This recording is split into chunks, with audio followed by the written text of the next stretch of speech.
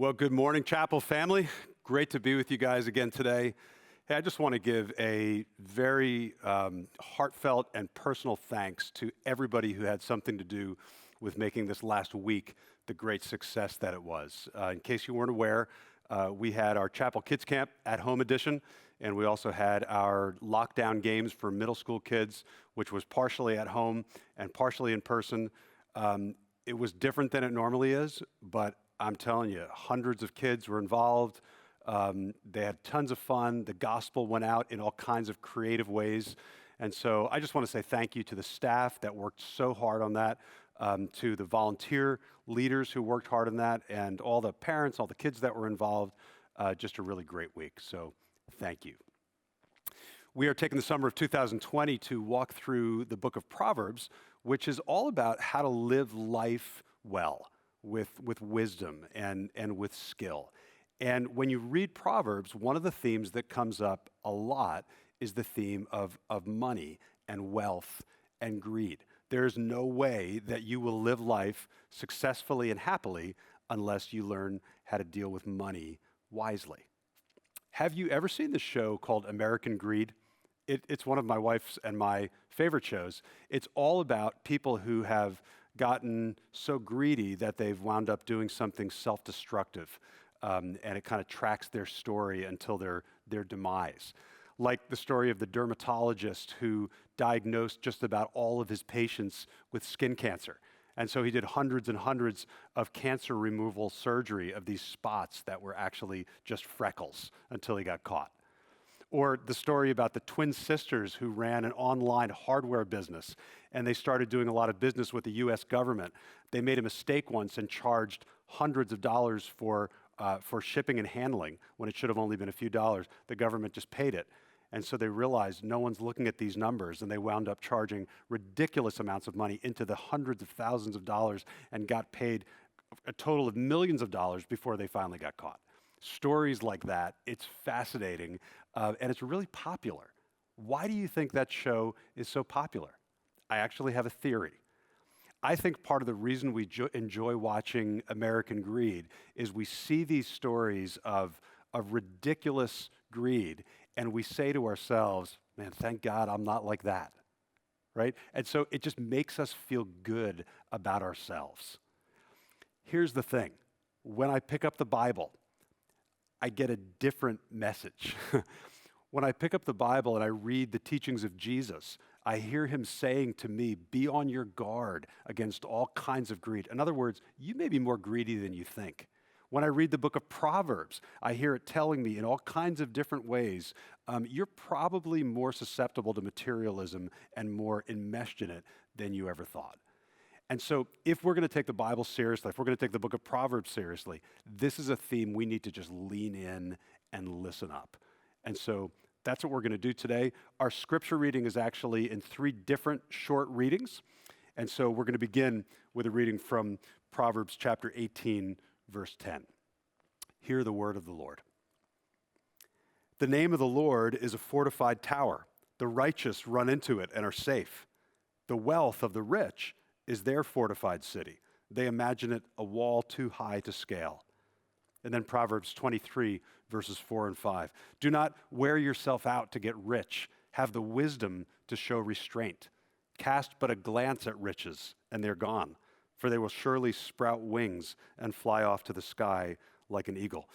Excuse me.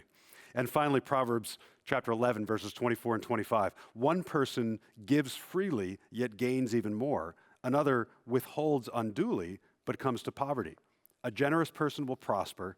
Whoever refreshes others will be refreshed. This is the word of God. So today, based on the Proverbs, let's talk about 3 things. I want to talk about loving money, loving God, and then how to love money less and God more. All right, so first point, loving money. Second point, loving God. Third point, how to start loving money less and loving God more.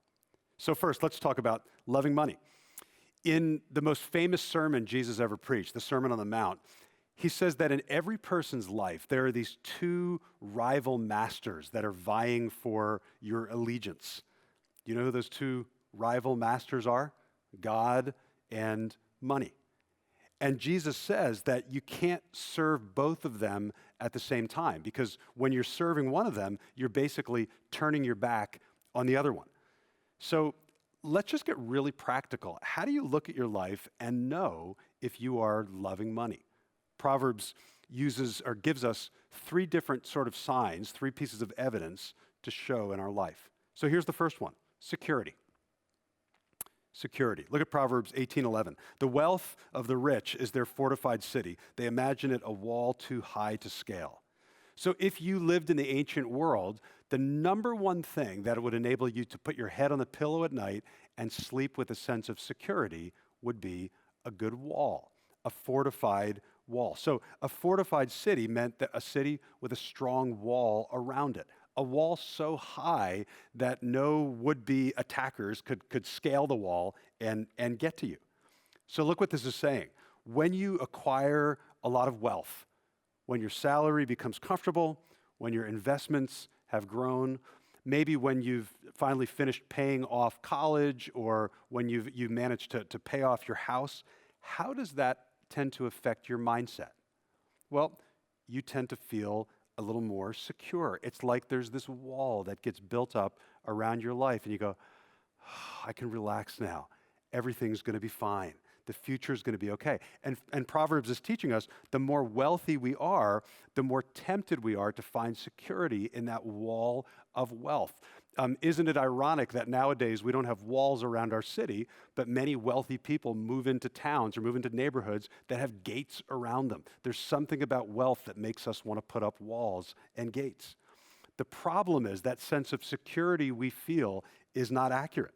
Look at the second half of that proverb. It says they imagine it a wall too high to scale. Let me ask you, is it too high to scale if you have that kind of financial wealth? I mean, let's just say if you had a net worth of $10 million, would that wall be too high to scale? Okay, how about if you had a net worth of $100 million? Would that wall be too high to scale? No, it wouldn't. Does anybody actually feel secure with the job market with COVID-19 going on? Does anybody actually feel secure about the stock market with COVID-19 going on? I don't think anyone feels that secure. So if we look for security in our wealth, a lot of us that don't normally freak out are kind of freaking out right now. We're having high levels of anxiety because we're realizing the truth of what Jesus said, that no matter how high your wall is, Jesus said, thieves can break in and steal, moth and rust can destroy. And so just stop for a minute and be honest with yourself. How much of your sense of deep security day to day, your sense of well-being, comes from your money? And I really think that God is using the pandemic, he's using job insecurity, and he's using other things to reveal that we tend to love money a little too much. Here's the second sign of loving money: our priorities. Our priorities. Proverbs 28, verse 20. A faithful person will be richly blessed, but one eager to get rich will not go unpunished. So interesting. Throughout the Bible, Old Testament, New Testament, having money is never condemned. In fact, it's not only not wrong to have money, it's not even necessarily wrong to be rich, but consistently the Bible says if you are eager to get rich, you're headed for trouble. Listen to 1 Timothy in the New Testament, 1 Timothy 6, verses 9 and 10. Those who want to get rich fall into temptation and a trap, and to many foolish and harmful desires that plunge people into ruin and destruction. Verse 10, for the love of money is a root of all kinds of evil. Some people, eager for money, have wandered from the faith and pierced themselves with many griefs. So it's not having money, it's wanting to get rich and loving money and being eager for money. So think about your heart. This sermon's going to have a lot of opportunities for self-reflection. Think about your heart. If your priority in life is to become wealthy, if that's what you're going for in life, you are in spiritual danger because you cannot love and serve both God and money. Proverbs 23, verse 4 also speaks to the issue of priorities. Listen to this. Do not wear yourself out to get rich. Have the wisdom to show restraint. Are you wearing yourself out to get rich? I mean, just think about your typical work week that you're doing now. Are you killing yourself and killing maybe your family and killing your physical health and maybe killing yourself spiritually so you can maximize your income? What is being sacrificed to the money god? And maybe you say, well, I have no choice. I mean, if I want to keep my job, I have to work like that. Maybe. There are some really hard jobs. Most jobs have times when they're really difficult. I get that. But we also have the power to set limits, to make choices, to set our priorities. If we don't do that, if we don't intentionally choose to love God over money, here's the truth. We will never be happy with our money. You know, research has consistently found that it's nice to have some money, right, to pay the bills, to buy food, to buy housing, to buy clothing, etc. But making anything beyond those basic necessities doesn't make you happier, and in many cases, it actually makes you less happy. There was an article that was recently run in USA Today where they quoted a psychologist from the University of Illinois named Ed Diener, and he said this, quote, "Materialism is toxic for happiness." Toxic. In other words, when our priority in life is wealth and possessions, that actually destroys our happiness. It makes us sad people. And yet there's something in us that just doesn't want to believe that. Here's the third evidence that Proverbs gives us for loving money, our generosity or lack thereof. Proverbs 28:22, "The stingy are eager to get rich and are unaware that poverty awaits them." So, by the way, there's another warning about being eager to get rich, right? But what I want to focus on for this point is that word stingy. What a terrible word, right? To be stingy means that you are tight-fisted with your money. And I know some people are thinking, no, I'm not stingy. I'm just careful. I'm just thrifty. That's why I tip 10% at restaurants. If the service is good. If it's not good, it's 5% or it's nothing, because I'm careful with my money. No, you're stingy. That's what that means. One of my sons, for a while, delivered pizzas as a part-time job, and he was working his way through college. And so he would come home from his deliveries at night, and it was funny. He had this whole system where he was keeping track of what days of the week and what weather conditions people order more pizza and how much people tip. And it was always, I'm not going to give away his secrets, but we would always ask him at the end of the day, so how'd you do on tips tonight? And I was always shocked with how stingy people were with tipping the pizza guy. I mean, he said it was very common for people to give $2. $2. You would deliver, a pizza, 2 pizzas, 3 pizzas to a house, and they would give you $2. He said it wasn't that uncommon for people to give nothing to the pizza guy. Here's a college kid driving around in a beat-up Honda Civic trying to make ends meet, and they're giving him $2. They're giving him, sometimes he said he would deliver to like an institution, like a school or a hospital, and very commonly, no tip would be included. Man, that's just, you might think, well, that's a dumb little example. It doesn't really mean much. I really believe that indicates something deeper. I really think that indicates an attitude toward money where you love it so much that you're going to be really slow to give it up. Not even a decent tip for the pizza guy. You want to hear something even sadder than $2 tips for the pizza guy? In our country, as people's wealth increases, the percentage of money, the percentage of their wealth that they give away decreases. Let me just rewind and say that again in case you didn't get it. In our country, as people's wealth increases, as they make more money, they give away less of a percentage of that money the richer they get. And researchers have known that for a while. Isn't that counterintuitive? Wouldn't you think it would just be the opposite, right? You make more and more money, your needs are met, and you have some more luxury stuff, but you have more and more that you can give away. But it doesn't work like that. And people debate why that is. Is it because, the more money you make, you feel a little more entitled to keep it? Or is it because there's such a comparison with other wealthy people and you have to keep up with them and you have to, continue to pay for your expensive toys? Nobody really knows why it is. But Proverbs says, when you hold your money tightly, when you're not living generously, it's a clear sign that you love money. You are replacing God with the idol of money. So, would you take this moment and just do a little honest self-assessment? Give yourself a grade on those three areas. Where do you find your security? What are your priorities? And what is your level of generosity? Is it possible that the reason you are really spiritually dry is because you can't love both God and money, and you've got a love affair going with money? Is it possible that the reason that you are just not happy in life is because you've looked for wealth to give that to you, and you're realizing it just doesn't deliver? Now, in our country, there is a movement that recognizes the danger of greed and materialism and accumulating too much stuff, and that movement is called minimalism. It's actually kind of trendy right now. And so you can turn on HGTV and you can watch an episode of Tiny House, I think it's called, Tiny Houses or whatever it's called. So you see these little mini houses. You've seen these. They're like 300-400 square feet, and everything is compact. You fold down the table to eat, and it folds like into your shower or something, and then you sleep on that table. It becomes a bed later. I mean, everything is, multi-purpose, and they're really cute little houses. And you hear people say, man, now that I've gotten rid of so much stuff, and I live in this tiny house, I finally feel free. I don't have to worry about all this stuff. You can turn on Marie Kondo. You've seen Marie Kondo, right? I don't know what the name of her show is, but everyone knows her thing is you should hold up everything, every article of clothing, and if it does not, everybody, spark joy, then you should get rid of it.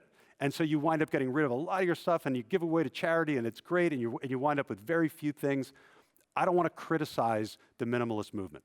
Probably for some people, it's really great. But here's the thing. If you successfully pull all that greed and materialism out of your life, that's a good thing, but it leaves a hole.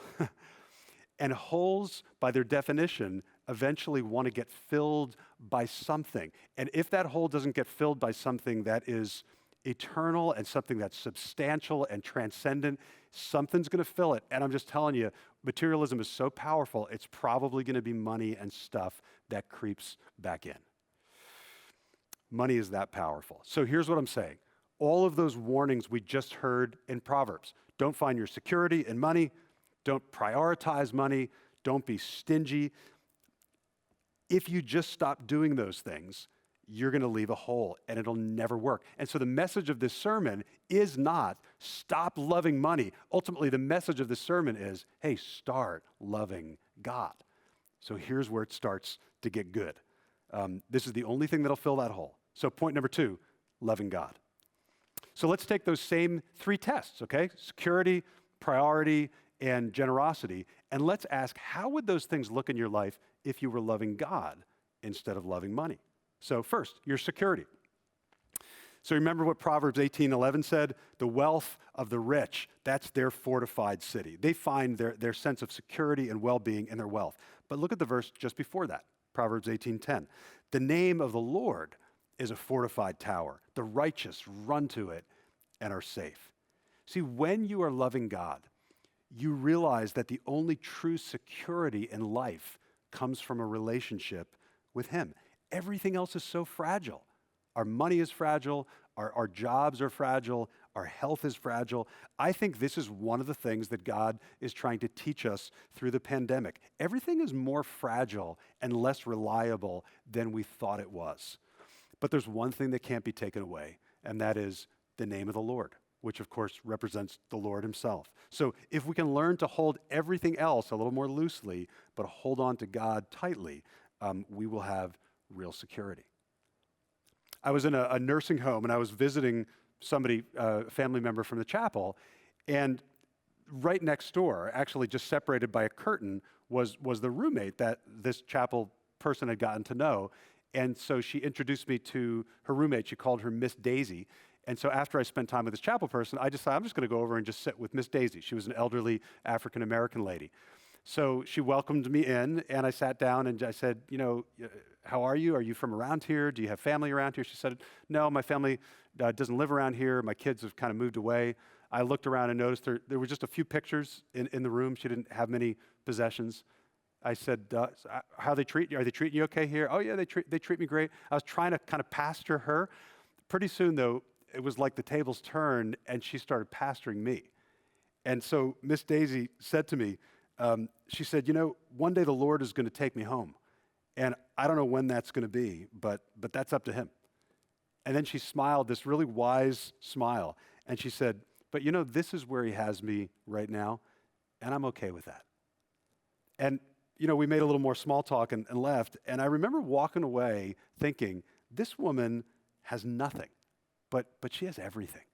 She has true security.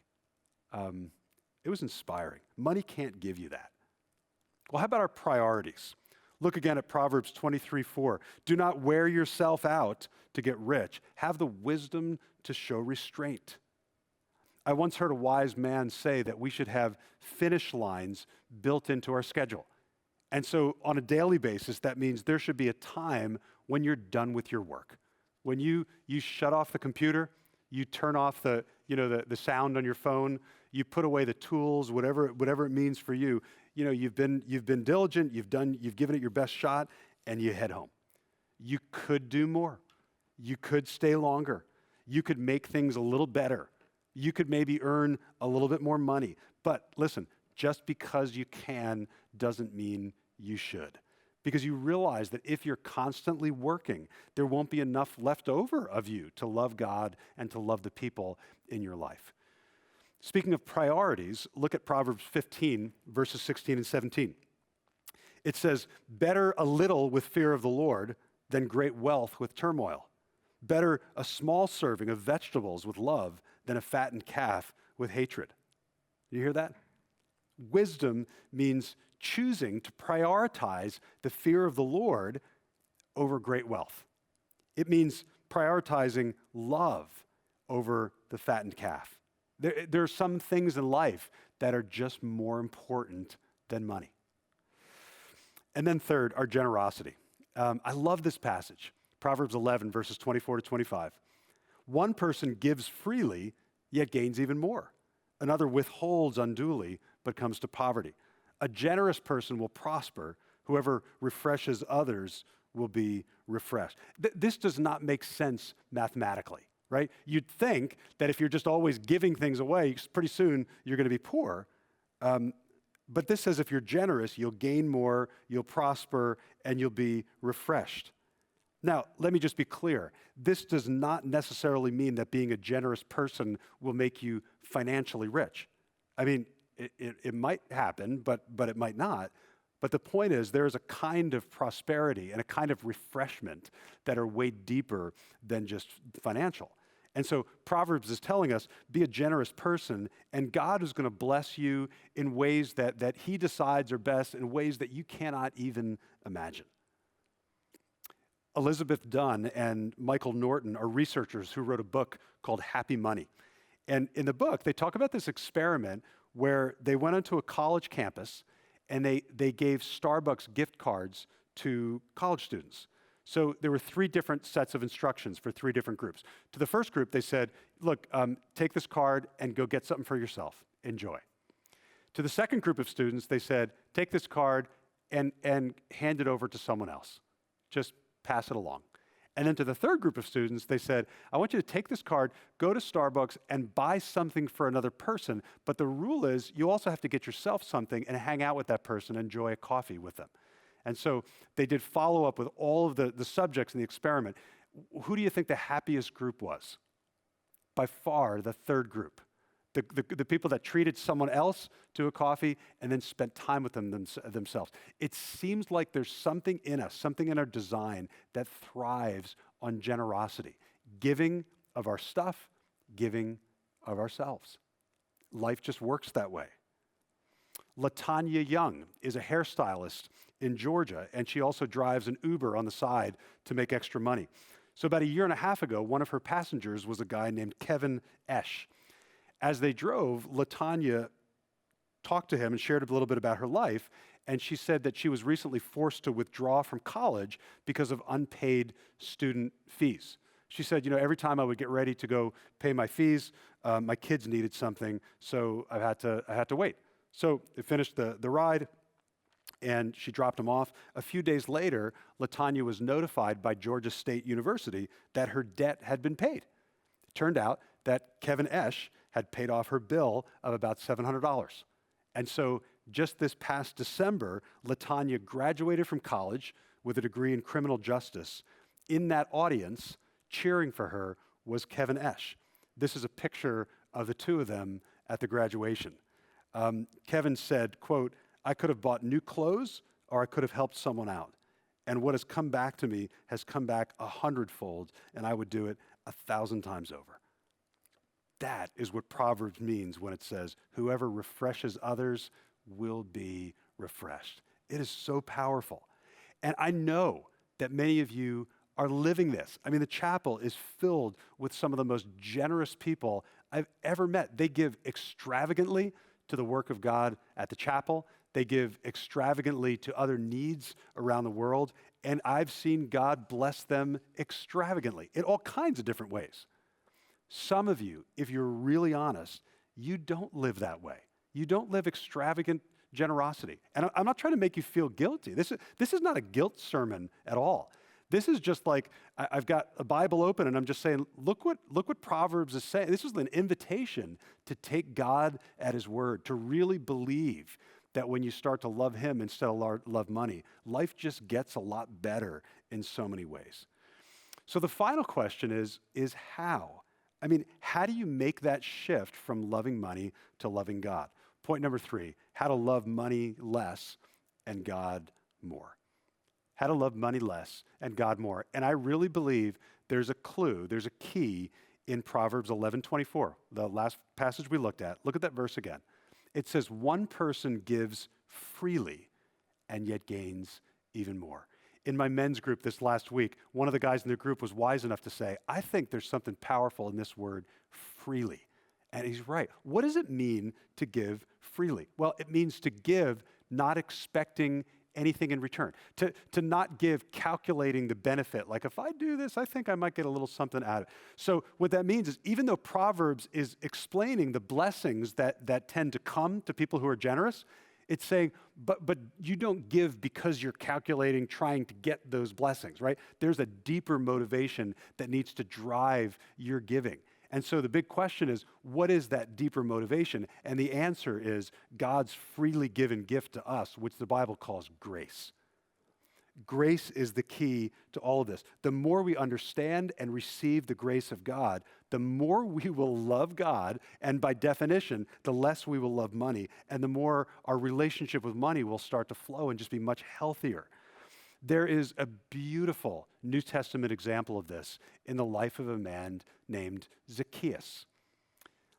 It tells us in Luke 19 that Zacchaeus was a tax collector, and tax collectors were hated by almost everyone because they were Jewish people who were collecting taxes from their fellow Jewish countrymen to hand over to the occupying Romans. To make matters worse, most tax collectors, it seems, were corrupt. And so they would extort more money out of the people than the taxes actually were so they could keep more for themselves. And so tax collectors were rich, they were corrupt, they were sellouts. So just think about this. If you were a Jewish person living in Israel in the first century, you would know how much tax collectors are despised, right? So why would you ever take that job? There's only one possible answer, right? For the money. I mean, this was an opportunity in a poor culture. This was a rare opportunity to thrive financially. And so the temptation of that was so strong that some people were willing to sacrifice just about everything else for the paycheck. So Zacchaeus was a greedy person. So Jesus came to town. And it says in Luke that Zacchaeus was kind of a vertically challenged guy. And so he couldn't see over the crowd. And so he ran up ahead. Jesus, in the crowd walking along, he ran up ahead, he climbed up a tree so he could get a better view. You know what that tells me? Even though Zacchaeus was a wealthy man and he probably had really great clothes and he probably lived in a beautiful home, he was empty. There was something in him that he didn't have, and he thought maybe Jesus could make him have it, because grown men don't climb up trees. That's what kids did. And yet Zacchaeus was so passionate to hear Jesus that he was willing to swallow his pride and just climb a tree. So Jesus looks up at him, tells him to get out of the tree, and invites himself over for dinner.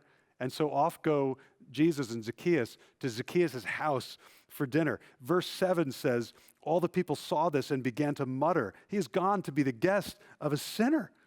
Because in that culture, when you sit down for a meal with someone, it's not just eating. It meant you wanted to be associated with that person. You wanted to have a relationship, friendship with that person. And the crowd couldn't believe that out of all the people there, Jesus would single out Zacchaeus, the biggest, sinner, to have a friendship with. And I'm sure Zacchaeus was just as surprised. Jesus wanted a relationship with him, and he knew he didn't deserve it. Zacchaeus was beginning to get a taste of grace. Let me ask you, when you think about God, do you think about God as someone who knows all the darkness about you, knows that you're messed up and greedy, but wants to invite himself into your life anyway? Or do you view God as someone who expects you to clean up your act first before he wants anything to do with you? See, your answer to that question shows whether you think more like grace or whether you think more like religion, whether you think more like gospel or whether you think more like traditional religion.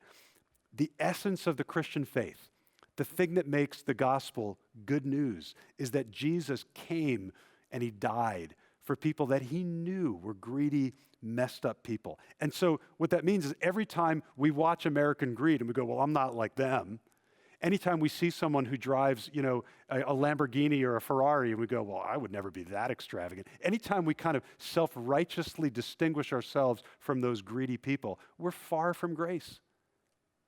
We're elevating ourselves above others. So Zacchaeus was a guy who knew he wasn't better than anybody else. So when Jesus invited him down from the tree, it says he came down at once and welcomed him gladly. Because when you get a taste of grace, it's like oxygen. You just want to breathe more of it. We were made for grace. You know what else? When you get a taste of grace, it changes the way you live. Look at Luke 19:8. But Zacchaeus stood up and said to the Lord, Look, Lord, here and now I will give half my possessions to the poor, and if I have cheated anyone out of anything, I will pay back 4 times the amount. In other words, Zacchaeus was committing to do way more than the Jewish law required. Why so suddenly generous?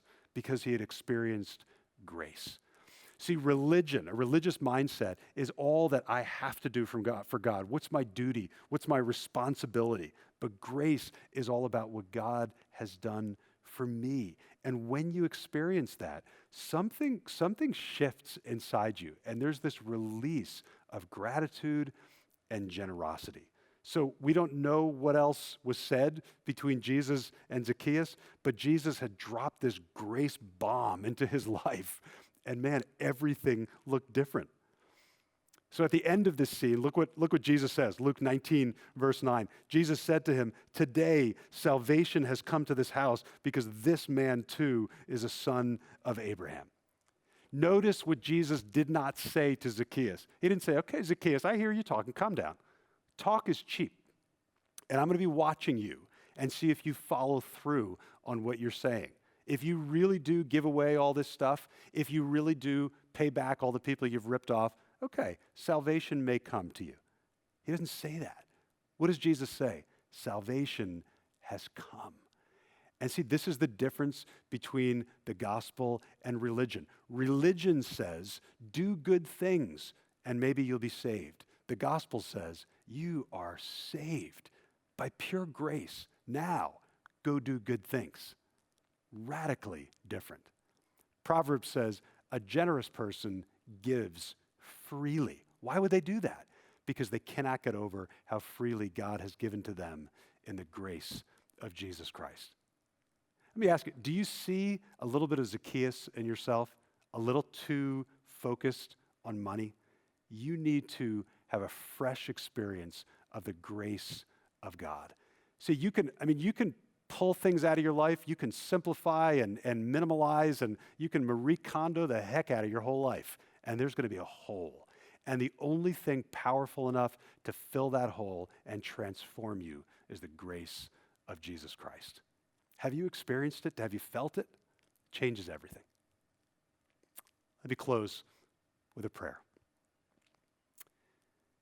Our Father, we repent of the many ways that we love money.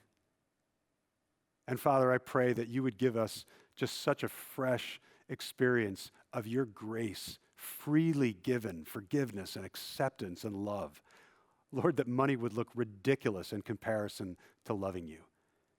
I pray, Father, that you would so own our hearts, we would so want to serve you, that we would then use whatever money we have to be a blessing to others. Lord, that it would not own us, that we would own it, that we would use it for good. Lord, may we honor you and bless people and alleviate the suffering in the world and help forward the gospel with the money you've given us. Lord, I pray that this week you would just overwhelm us with your grace. In the name of Christ, amen. May God bless you this week. We'll see you soon.